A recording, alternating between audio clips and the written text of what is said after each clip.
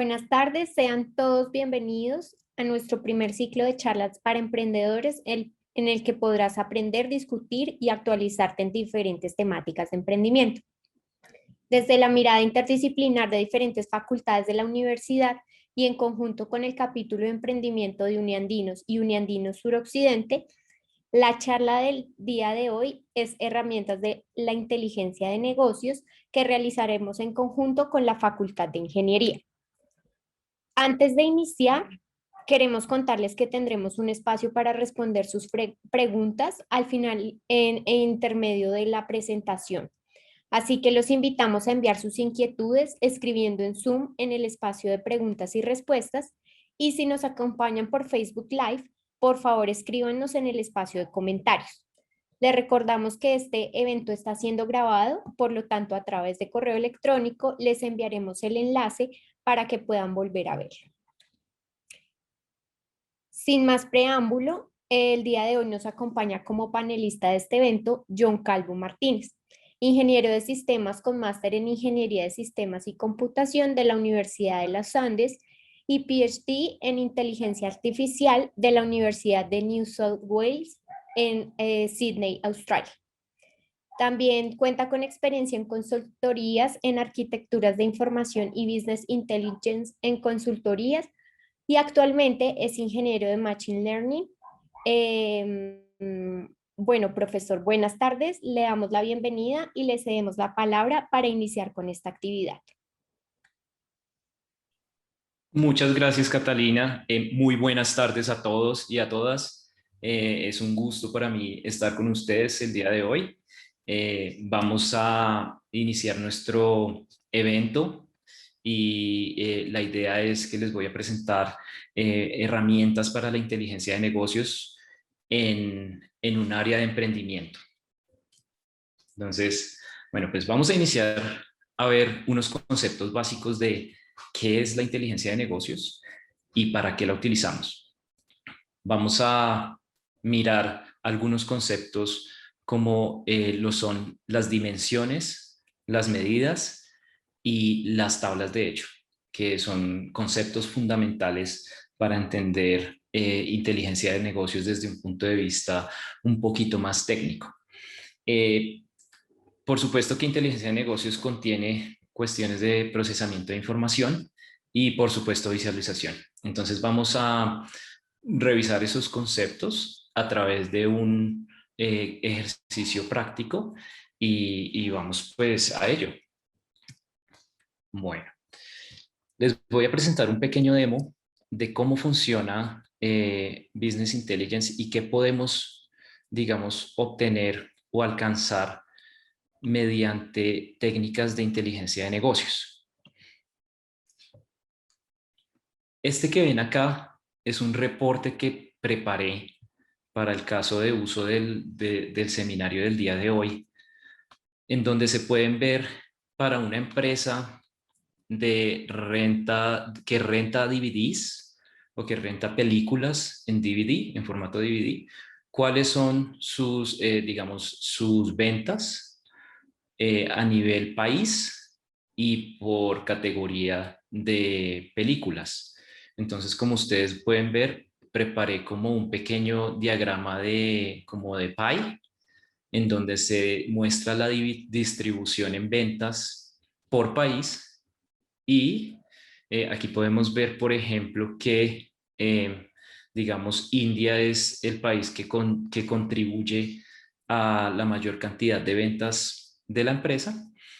Y en este lado, en la parte derecha, realicé una tabla en donde podemos ver por categoría de películas cuáles son las que se rentan más, digamos.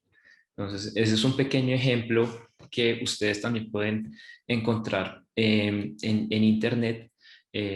Este reporte no lo encuentran en Internet, este lo hice yo, pero lo que pueden encontrar allí en Internet es la información o la base de datos de donde traje esta información. Entonces, bueno, pues después si quieren les comparto el link. Bueno, entonces, ¿qué hacemos para llegar allá?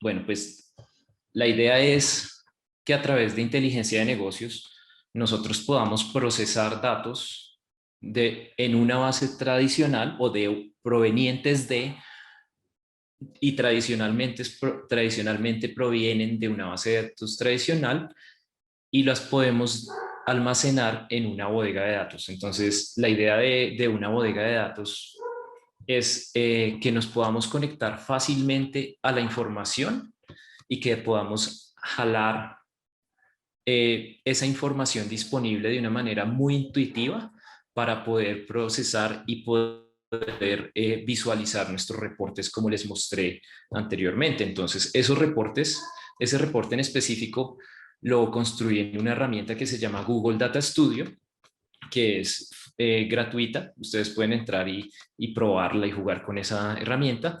Más adelante vamos a ver cómo se construye un reporte de estos en vivo, pero a lo que voy es que la información de donde jalé ese reporte, la información de ese reporte fue desde una bodega de datos. Entonces, la bodega de datos, como les decía, permite efectuar cálculos que pueden llegar a ser complejos para un servidor que almacena una base de datos tradicional, transaccional, y nos permite agregar reportes a gran escala.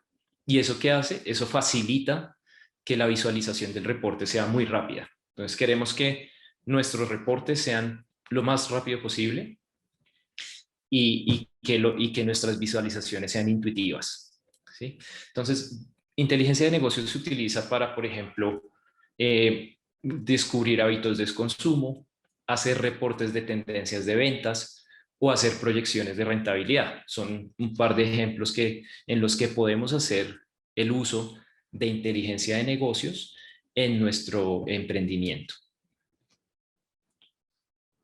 Bueno, algunas técnicas con las que contamos en inteligencia de negocios para hacer esto, a nivel técnico, necesitamos técnicas para almacenar la información, para procesar dicha información. Entonces, el almacenamiento de esa información tiene que ser lo suficientemente ágil como para responder este tipo de reportes sin que se nos demoren, no sé, 5 minutos. Yo no sé si les ha pasado, pero yo he tenido la fortuna de participar en proyectos en donde los reportes tú los corres y corrías y porque le están pegando a la base de datos transaccional, se pueden demorar 10 minutos, 5 minutos ahí procesando y uno no ve nada. Eso, pues eso es lo que quiere evitar Business Intelligence precisamente, o inteligencia de negocios. Entonces, por esa razón, hablamos de unas técnicas de almacenamiento específicas, que es no más ni menos que una base de datos que nosotros la conocemos como las bodegas de datos, ¿sí? A nivel de procesamiento y análisis, como les contaba, algunas veces nosotros necesitamos agregar esa data de manera que los queries que se ejecutan o las consultas que se ejecutan al servidor hacia esta bodega de datos sean muy eficientes. Entonces, lo que nos interesa, a diferencia de una base de datos transaccional, es que la base de datos de bodega de datos nos responda a consultas de la información más que a las inserciones o actualizaciones de esa información, que viene a ser el rol de una base de datos transaccional. Entonces, por ejemplo, la base de datos de unas transacciones bancarias va a ser una base de datos súper bien estructurada y diseñada de manera tal que la inserción y la actualización de transacciones sea bastante eficiente, pero eso implica, por diseño de base de datos, que las consultas van a ser bastante ineficientes. Entonces, esa es la diferencia entre los dos mundos. Bueno, entonces, como les contaba, bueno, hasta ahí quisiera como que, no sé si hay alguna pregunta de alguno de nuestros panelistas. No todavía. Yo voy revisando y te voy contando. Gracias. Súper, súper. Bueno, entonces, bueno, eso es como a nivel general lo que, digamos, pretende hacer inteligencia de negocios. A nivel de procesamiento, como les contaba, tenemos unas bases transaccionales, unas bases de datos transaccionales, en donde digamos, este dibujo de un montón de tablas y un montón de flechas que se conectan entre una y la otra, no es más ni menos que un modelo de datos relacional. Y esos modelos de datos relacionales, nosotros, digamos que ese dibujito es básicamente la estructura de una tabla, de una base de datos transaccional. Esta en particular, como ustedes pueden ver, tiene alrededor de unas 9 tablas. Es el modelo de datos transaccional de nuestro ejemplo de retail, de renta de DVDs. Entonces, como ustedes pueden ver, es un montón de tablas y eso, para poder hacer consultas bastante eficientes, nosotros lo convertimos, digamos a nivel general, lo convertimos a una estructura muy sencilla. En este caso yo utilicé lo que nosotros conocemos como una sábana de datos. Y una sábana de datos es básicamente una construcción unificada de lo que nosotros queremos ver en el reporte. Entonces, en el ejemplo del DVD, de las rentas del DVD, nuestro caso de negocio, nosotros quisiéramos ver las ventas que han tenido, digamos, las rentas de ese DVD por ciudad, por distrito, por país, por categoría de películas, por periodo de tiempo. Entonces, esas son, digamos, las características que ustedes ven en esta sábana de datos en las cuales yo agregué esa información. De esa manera, la consulta se vuelve súper eficiente y va a pegarle, digamos que vamos a poder extraer la información para nuestro reporte de una manera mucho más intuitiva. ¿Sí? No sé si hasta ahí tengan alguna pregunta. Tenemos dos preguntas. Tatiana Daza nos pregunta, ¿existen técnicas para poder definir las variables de la base de datos? Técnicas para definir las variables de la base de datos, sí, por supuesto que hay unas técnicas de modelado y de diseño de base de datos. En los proyectos de diseño de base de datos, nosotros empezamos por analizar el negocio y cuáles son las necesidades de ese negocio y cuáles son las métricas que el negocio quiere, digamos, medir. Basado en esas métricas, nosotros empezamos a crear ciertas variables que, digamos, que van a dividir la información por ciertas categorías. Estas categorías vienen, que yo le estoy llamando categorías aquí, pero realmente son las columnas que nos permiten como dividir la información, son, pues, digamos, lo que nosotros llamamos dimensiones. Entonces, una dimensión es, digamos, la dimensión a nivel geográfico. Entonces, ahí digamos, uno empieza a analizar los requerimientos de negocio mediante una metodología que nosotros utilizamos para ello, y así podemos hacer y armar, digamos, la base de datos que se necesite. Entonces, bueno, más adelante les voy a contar lo de las dimensiones y las medidas que, pues de hecho aquí lo podemos ver un poquito. La medida básicamente es cualquier campo o cualquier columna numérica o que nos permita sumar información. En este caso, la columna numérica va a ser el amount. El amount es básicamente las ventas que tuvimos de los DVDs. El resto de columnas van a visualizarse como dimensiones, que son como slice de datos que podemos agregar al reporte para nosotros visualizar de esa manera. Listo. ¿Y la otra pregunta? Tenemos otra pregunta. ¿Es Data Studio es un programa estadístico como Stata? No, no es un programa estadístico, es un programa puramente de visualización. Puedes hacer cálculos estadísticos, pero digamos que la herramienta te facilita hacer ese tipo de cálculos, pero tú tienes que hacerlo, hacerlo en el código, hacer un código manual para poder hacer cálculos estadísticos. Hay unas formas de conectar Google Data Studio con herramientas estadísticas bastante interesantes que ya se dan cuando uno empieza a procesar la información. Entonces, digamos que en el procesamiento de información, que es, en otras palabras, la transformación de esa base de datos transaccional a nuestra bodega de datos, nosotros podemos incluir información de tipo estadístico como medias, digamos, medias medianas, varianzas, se pueden agregar inclusive modelos de machine learning o de inteligencia artificial para hacer proyecciones de ventas en este caso, pero esos son procesamientos que van internos y se manejan en otras herramientas que ya les voy a contar. Ok, bueno, entonces en cuanto al procesamiento, les contaba que hay digamos, dos conceptos básicos en inteligencia de negocios y uno es la dimensión y la otra es los hechos. La dimensión, como les decía anteriormente, son categorías de información. Esas categorías de información pueden estar agrupadas o jerarquizadas de acuerdo a lo que uno requiera.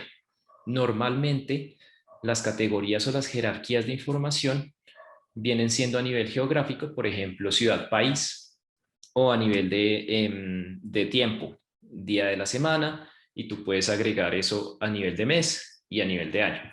Entonces, lo que nos permite hacer una dimensión, que es no más ni menos que una tabla en la base de datos, es que vamos a poder representar la información agregada de acuerdo a estos niveles de detalle, de acuerdo a lo que el usuario requiera. Entonces, si el usuario quiere, digamos, agregar a nivel país, puede agregar a nivel país, pero como la dimensión de geografía te permite llegar hasta la ciudad, puedes inclusive desglosar los reportes a nivel ciudad.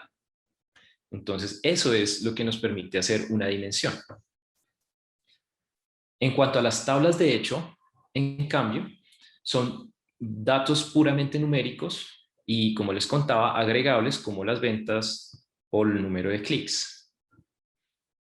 Estas dos tablas o estilos de tablas que uno puede hacer en una bodega de datos y las encontrarán en las bodegas de datos, se relacionan entre sí para armar lo que nosotros conocemos como los modelos estrella o los modelos Snowflake, que es el modelo fundamental en las bodegas de datos.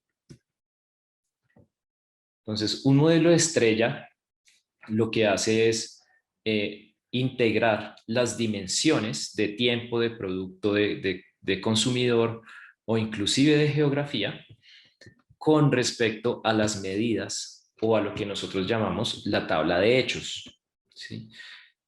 Este modelo estrella, según las teorías, digamos, tradicionales de bodegas de datos, nos permite hacer consultas a la información bastante rápida.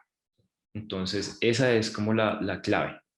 Y sin dejar de ser dinámicas. Por ejemplo, como les contaba, quisiéramos agregar por ciudad o quisiéramos llegar a un detalle más allá a nivel de departamento de ciudad, podemos hacerlo mediante las dimensiones. Vemos que esa es la clave allí. ¿Alguna pregunta con respecto a estos conceptos?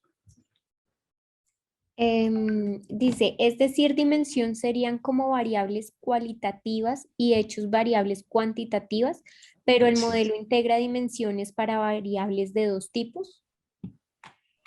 Exactamente, entonces el modelo integra variables de dos tipos y así como lo mencionas, las tablas de hecho se enfocan en las cuantitativas y las dimensiones son las variables cualitativas de la información. Sí. Ok, bueno, entonces, ¿cómo hacemos? Digamos que esto está muy chévere, la teoría se ve muy linda, pero ¿cómo uno hace un procesamiento de manera tal que todo lo que tienes allí lo conviertas en una tabla de hechos y un conjunto de dimensiones como está acá? Eso se hace mediante los procesamientos que nosotros conocemos como ETLs. Entonces, los ETLs básicamente nos permiten, son procesamientos a nivel técnico que extraen la información de nuestras tablas transaccionales de origen y nos permite transformar todos esos datos para poder así llegar hasta nuestras dimensiones y nuestras tablas de hechos. La idea de estos procesamientos es que una vez se transforma la información, nosotros podemos cargar dichas transformaciones o resultados en nuestra bodega de datos. Hay algunos conceptos técnicos y detalles técnicos importantes que manejan los procesos ETL, que son el manejo el tracking de la información mediante tablas temporales que nosotros llamamos staging area. Y esas tablas temporales nos permiten hacer una trazabilidad de en qué momento sucedió, si llega a suceder un fallo en las transformaciones de información. Por ejemplo, es importantísimo que, digamos, en una bodega de datos que esté sirviendo reportes a un banco, pues que todas las transacciones estén actualizadas y que nuestros clientes, todos nuestros clientes aparezcan en la bodega de datos. Algunas veces los procesamientos, digamos, de ETLs no llevan toda la información por alguno u otro motivo, no llevan la información a las dimensiones y a las tablas de hechos. Cuando pasa eso, nosotros los ingenieros de datos entramos a revisar los procesos de ETL y de carga y analizamos las tablas temporales para hacer una trazabilidad de en qué momento pudo haber fallado el proceso de carga. Entonces nos apoyamos muchísimo sobre los ETLs para garantizar la consistencia y la calidad de la información que se está convirtiendo hacia la bodega de datos. Y también nos ayudamos y digamos que soportamos en los logs o los logs transaccionales para hacer validaciones y auditorías. Digamos que como que esas dos herramientas son importantes allí. Esta es una diapositiva en donde les muestro cómo se ve en la vida real un ETL. Y es básicamente una serie de, digamos, de cajitas en donde nosotros comenzamos a leer información en la parte izquierda donde dice como Read Airline Data, en este caso que es un ejemplo de datos de aerolíneas, hasta donde comenzamos a procesar toda esa información y a generar digamos, un resultado. Esos resultados se llevan hasta nuestras tablas de la bodega de datos. Y en la mitad, digamos que en los procesos del medio, uno con estas herramientas puede hacer lo que les contaba, puede hacer trazabilidad de errores y, digamos, manejo de errores. Esta herramienta en particular se llama Nine, como lo pueden ver aquí en la derecha, y es una herramienta open source. Tiene una versión gratuita que se puede utilizar y podemos crear nuestros ETLs allí. La herramienta permite conectarse. Los ETLs normalmente permiten conexiones a diferentes bases de datos. Digamos que diferentes proveedores, te puedes conectar a Oracle, te puedes conectar a Microsoft, te puedes conectar a bases de datos en la nube y a archivos planos, y te permiten hacer una serie de transformaciones que van desde la suma de una y otra columna, por ejemplo, que quiero sumar cantidad y unidades vendidas. Perdón, unidades vendidas y precio unitario. Entonces puedo hacer la multiplicación de dos columnas de ese tipo para sacar el valor total. Digamos, ese tipo de cosas. Y podemos llegar hasta el entrenamiento de modelos de clasificación de inteligencia artificial con estas herramientas. Son muy poderosas y nosotros los ingenieros de datos nos soportamos mucho en ellas. Tenemos una pregunta de Hernán Darío. Dice, Sí, ¿cuál es la diferencia entre ETL y ELT? ¿El ELT también puede alimentar una tabla de hechos? sí, sí, efectivamente ETL o ELT se ha venido, digamos que últimamente utilizando como dos términos diferentes, pero la diferencia o la clave está en que un proceso primero extrae información y la carga en una tabla temporal. Y luego de que carga esa información en una tabla temporal, la transforma y luego, de hecho debería ser ELTL, porque tú extraes, guardas información como viene, como para dejar una trazabilidad, se transforma en el ETL y luego se vuelve a cargar en una tabla de resultados. Es como un ELTL, algo así. Y mientras que el ETL es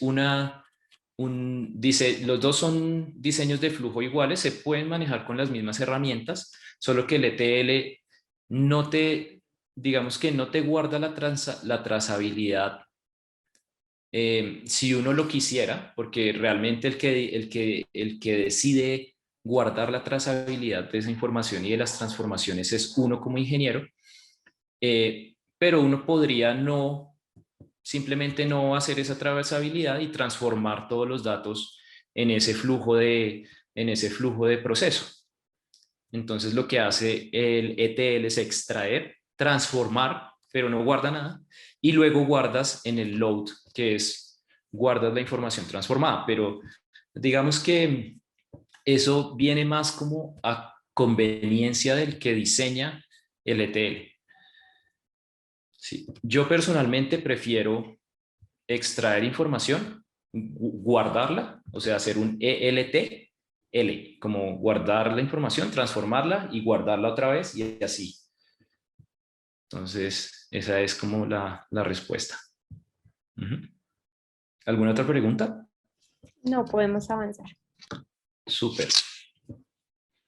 Listo. Entonces, bueno, consideraciones al diseñar bodegas de datos. Tenemos que considerar ya a nivel técnico cuáles son los volúmenes de información que vamos a requerir.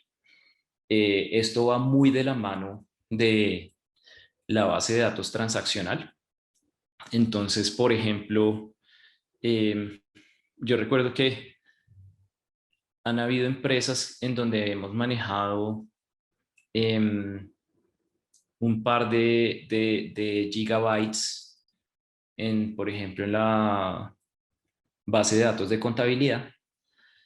Y si tienes un par de gigabytes en la base de datos de contabilidad, más o menos te puedes hacer una idea que requerirás un par de gigabytes para la bodega de datos. Entonces, de hecho, un poquito menos, dependiendo del estilo de análisis y del nivel de agregación, nosotros vamos a poder calcular qué tanto volumen, qué tanto capacidad o hardware se necesite a nivel de disco duro para guardar esta información y así poder planear nuestra infraestructura de base de datos. Eh, También hay que considerar, bueno, aparte del entendimiento de negocio, por supuesto, la complejidad de las dimensiones o de esas variables categóricas Digamos que si tienen unas jerarquías bastante largas, hay que tener ciertas consideraciones, con respecto a los reportes que vamos a hacer y también hay que hacer unas consideraciones en la cantidad de joins y el cálculo de las variables numéricas, ¿cierto? O las medidas, porque a medida de que nosotros vamos uniendo tablas, los procesamientos en el ETL van acrecentándose y van a ser más complejos, van a durar más tiempo, van a requerir más computación. Entonces, si uno tiene, digamos, puedes tener una base de datos no tan grande, pero si tienes 1000 tablas, la complejidad del proceso va a ser inmensa. Entonces, hay que tener eso en cuenta. Bueno, con respecto a herramientas, como les comentaba, herramientas de TL hay un montón. Disculpen el background, por ahí están unos vecinos entrando a la casa, pero bueno. Con respecto a las herramientas, les decía, está Nine, está herramientas de Microsoft, que son Integration Services, nosotros las conocemos como Integration Services, herramientas en la nube, que es, digamos, lo último que ha salido, Apache Airflow y Apache NiFi, que son, digamos, los que están mandando la parada a hoy en día en este tipo de herramientas ETL.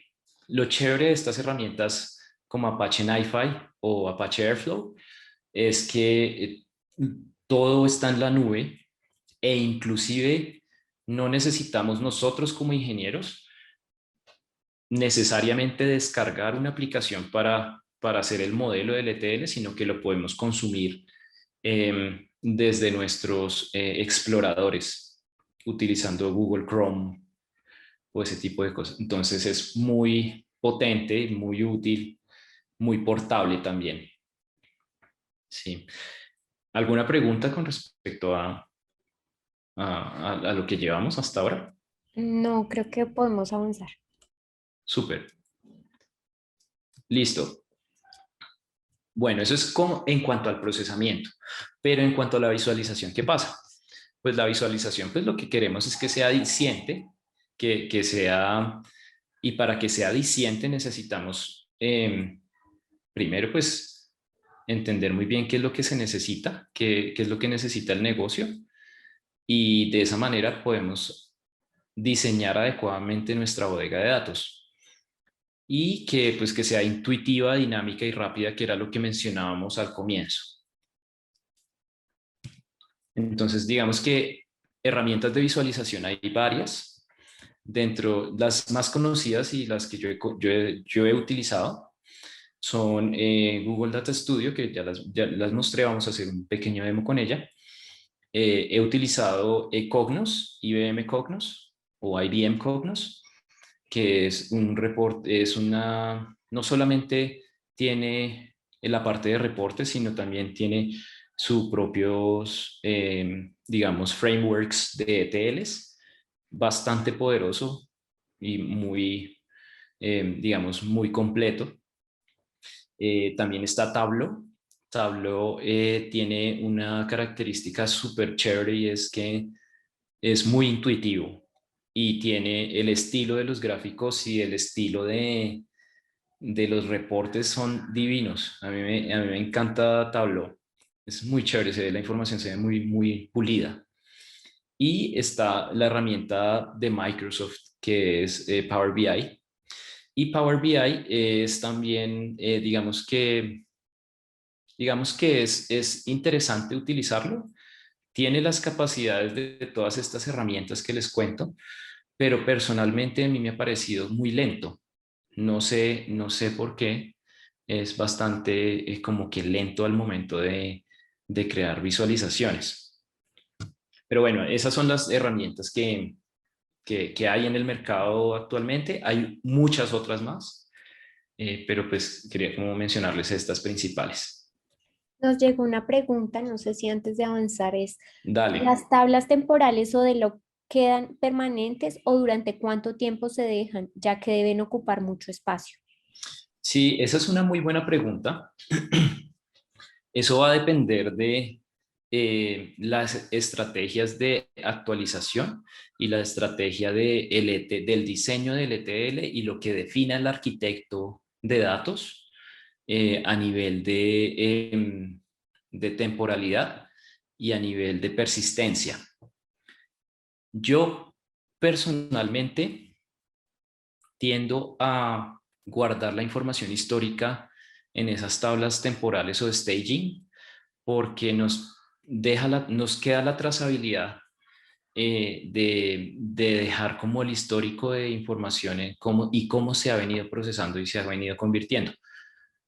Sí es cierto que hay un tema de volumen, pero digamos que personalmente hablando, bueno, dependiendo también del estilo del proyecto, cuando uno maneja proyectos bastante sensibles, como información financiera, eh, sí hay que propender porque digamos, se tenga toda esa trazabilidad y se guarde esa información y hay que planear la infraestructura para que esa información se guarde.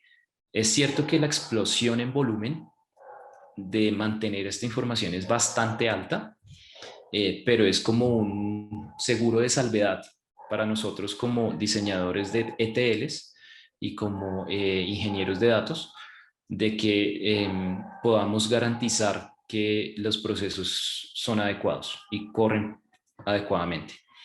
Hay otros proyectos, hay otro estilo de proyectos que no requieren realmente una trazabilidad muy fuerte.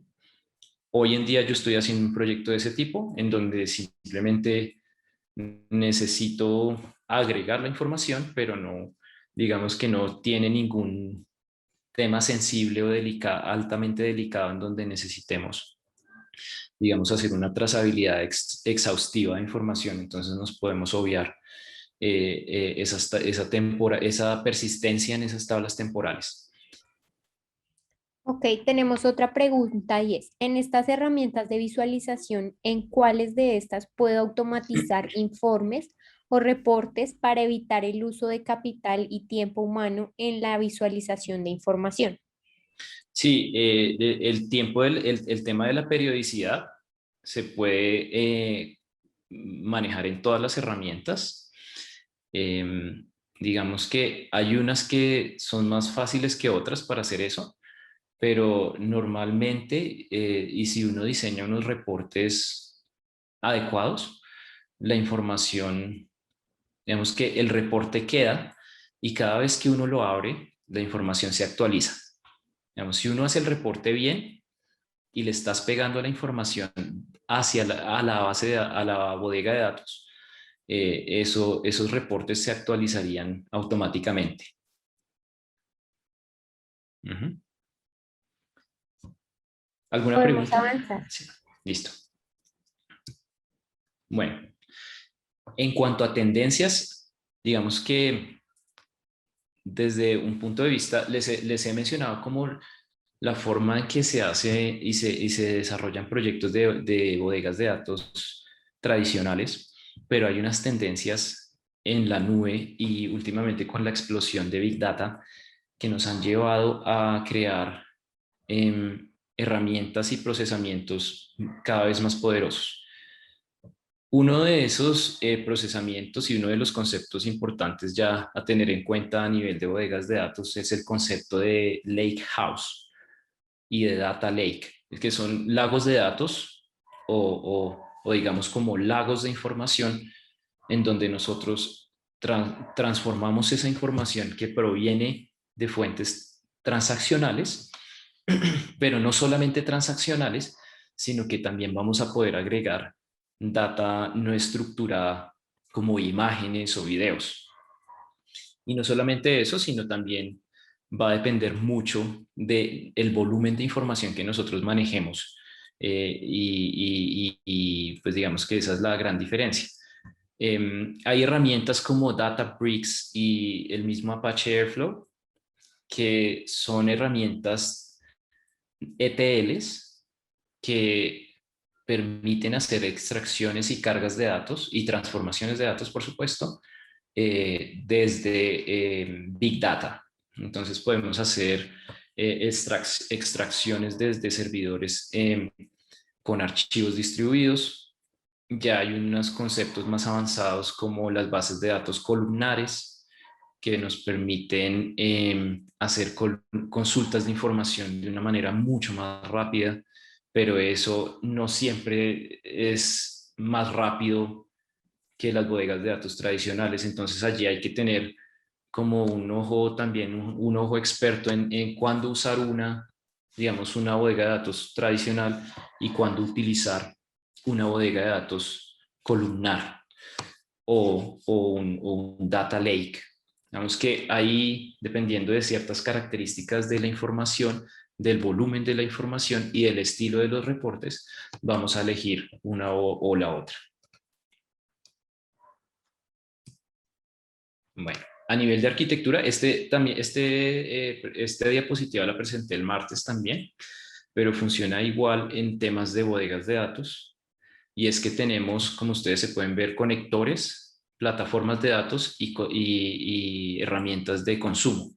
Entonces, a nivel de herramientas, y esto ya es a nivel de Big Data, nosotros tenemos una serie de frameworks o de herramientas allí que se pueden utilizar para conectar la información mediante, digamos, servicios web de Amazon o lo que nosotros conocemos como Hadoop, o inclusive el mismo Microsoft provee infraestructura en la nube para utilizar conectores de bases de datos distribuidas.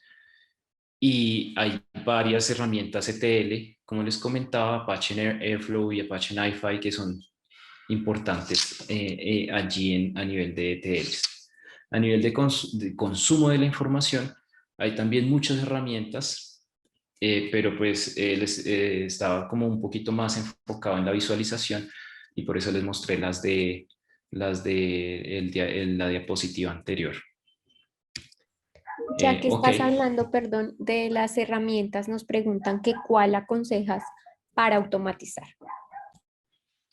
¿qué herramientas aconsejo automatizar? Depende del negocio, depende del volumen de datos, depende del nivel de automatización, depende de la visualización, depende de a dónde va a llegar la data, cómo la va a consumir el usuario, si la va a consumir por ejemplo, en su propio celular, o si lo va a consumir en un laptop, o si lo va a consumir en una pantalla grande, o si es para el gerente, o si es para los cargos, digamos, que analizan, por ejemplo, analistas de ventas. Va a depender muchísimo de todas esas variables que acabo de mencionar.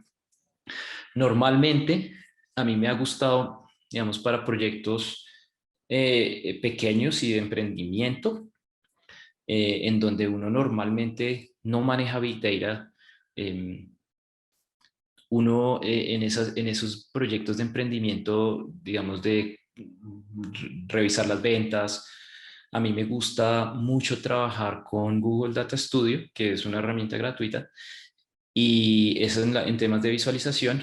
Y en temas de bases de datos, me gusta trabajar Postgres SQL, y a nivel de ETLs trabajo Nine o trabajo algunos de los ETLs de Apache. También Databricks es muy bueno, muy bueno. Si uno tiene unas complejidades más grandes, puede utilizar Databricks, que me parece súper interesante. Esta semana he estado participando en los seminarios también de Databricks. Ha habido una conferencia durante toda esta semana en Databricks. Han hablado mucho de arquitecturas en la nube, han hablado mucho de data lakes. La tendencia es ir hacia el Big Data, y Databricks se consolida como uno de los proveedores de ETLs y servicios de procesamiento y almacenamiento más fuertes en el mundo. Entonces, ese también digamos que lo recomendaría. Y hay unos, digamos, proveedores más tradicionales, pero que también tienen unas tendencias muy buenas, como Azure, Microsoft Azure, ya para proyectos de gran envergadura. Y creo que hay Amazon y las herramientas de Apache, sí, las que les mostré.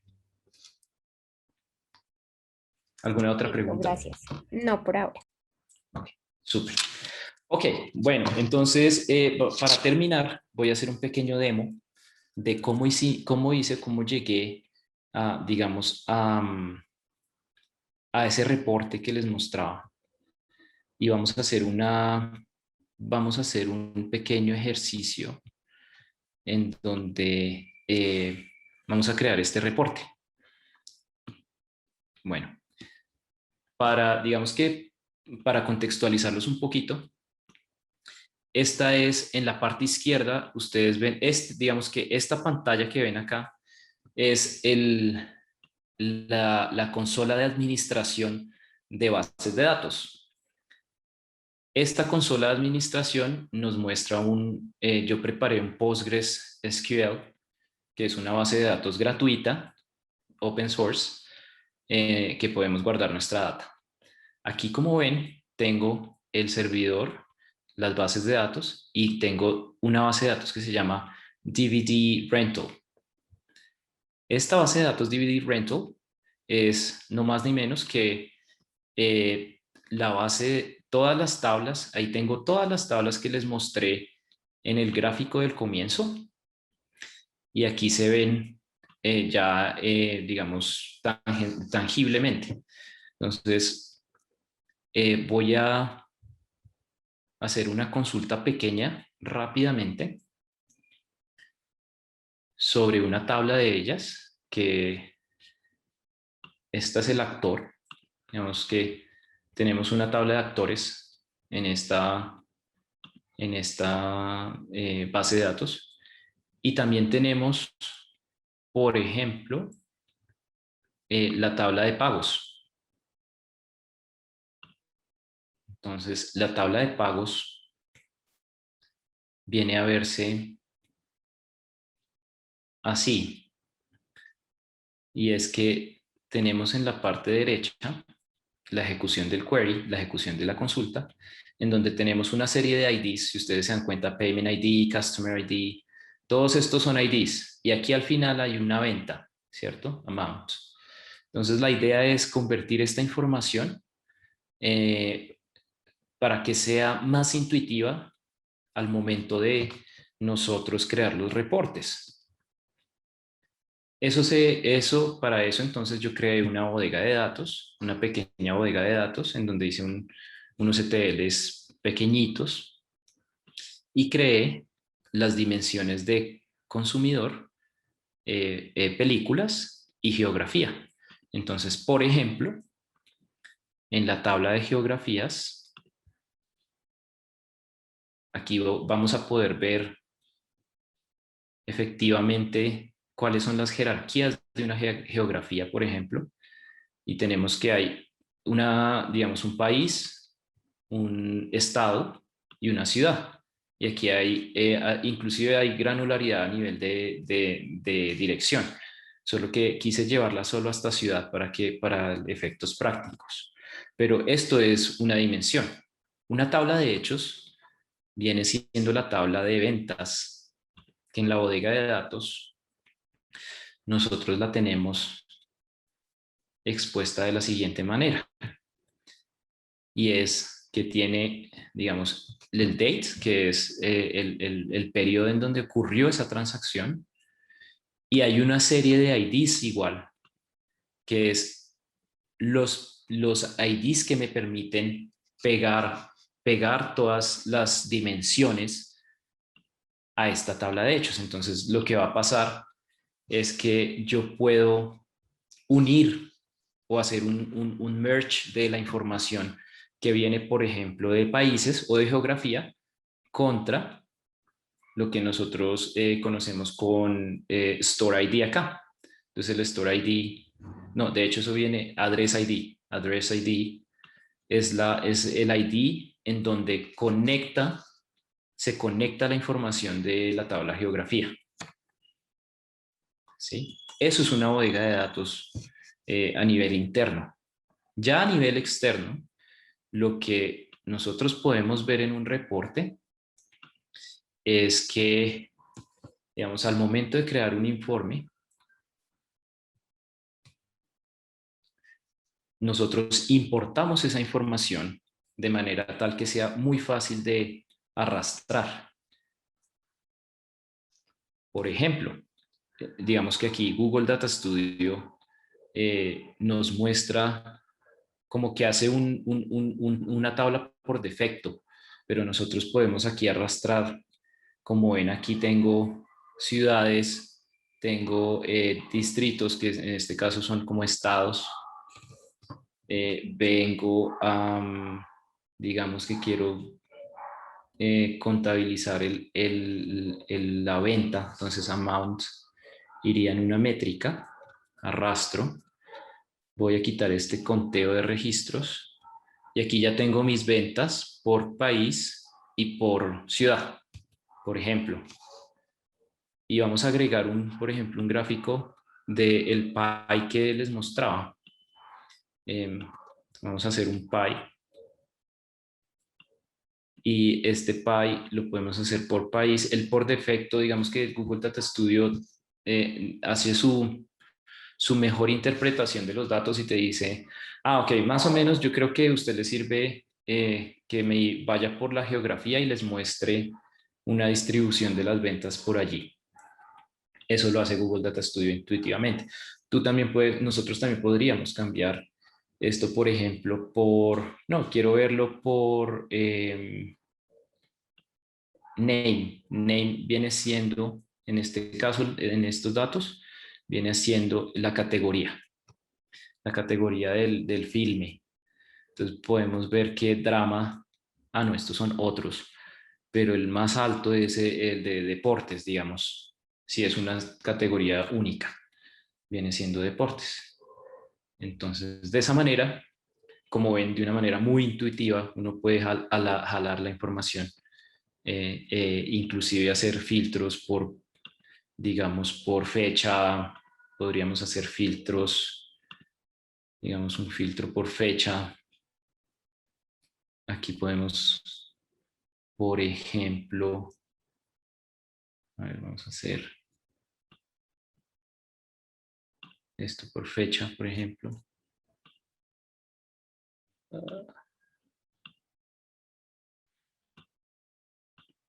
Por año. A ver, por año. Esto,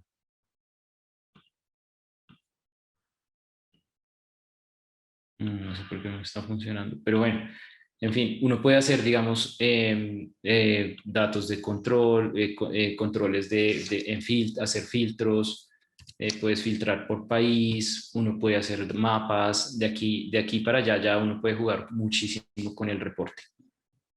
Pero como digamos que lo que lo que quería que se llevaran es que para que esto se muestre muy intuitivamente, por debajo pues hay unos procesos de ingeniería un poco fuertes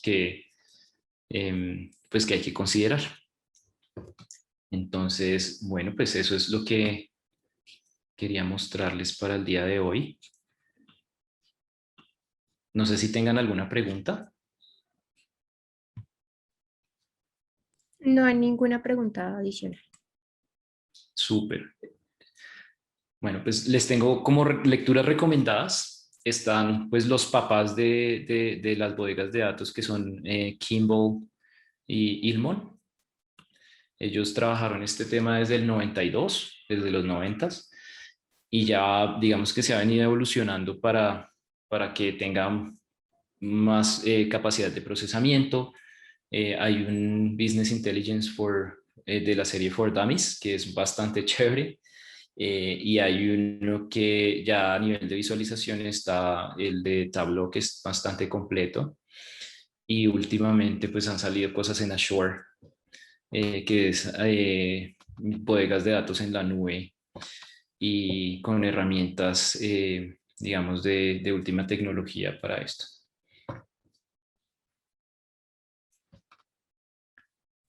Bueno, pues muchísimas gracias. Antes de finalizarnos, Hernán Darío nos pregunta, ¿dónde podemos encontrar tutoriales, guías para fortalecer los temas de DWH y ETL? Como te comentaba, estos dos primeros libros, a mí personalmente me gusta muchísimo el de Ralph Kimball, que se llama The Data Warehouse Toolkit. Es uno de esos libros que es como la Biblia de todos estos conceptos, Data Warehouse, ETLs, procesamientos, dimensiones, medidas. Es súper bueno, súper bueno. Recomendadísimo.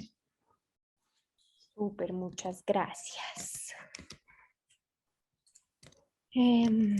Bueno, pues a todos, muchas gracias a los asistentes por estar participando, por compartirnos sus preguntas. También muchas gracias a John por este espacio. Acabamos de compartir con ustedes por el chat un enlace que les pedimos abran antes de irse. Es una encuesta muy corta en la que podrán contarnos cómo les fue en esta actividad. También les contamos el enlace de nuestra página web, se los vamos a compartir.